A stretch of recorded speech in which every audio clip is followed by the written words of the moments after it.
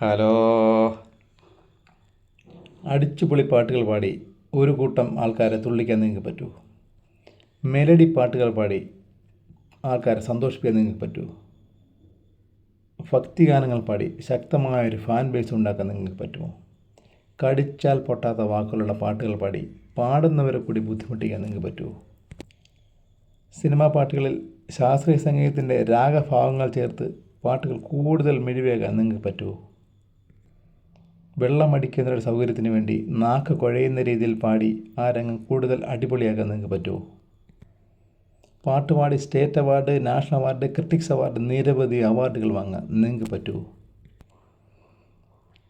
അങ്ങേർക്ക് നിങ്ങളുടെ വേടനെ അറിയില്ല എന്ന് പറഞ്ഞാൽ അറിയില്ല എന്നതിന് അർത്ഥം. അതിനകത്ത് കൂടുതൽ വിശദീകരണം ആവശ്യമില്ല. അറിയില്ല, അദ്ദേഹത്തെ അത്രേ ഉള്ളൂ.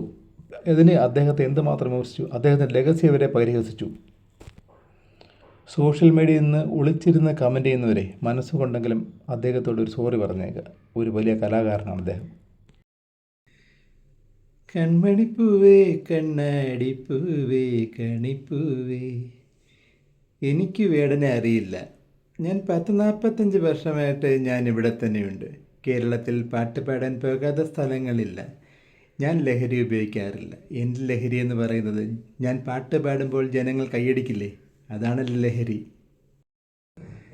അടി ഒരു വേടൻ പൂക്കുറ്റി, 10,000 രൂപ സമ്മാനം.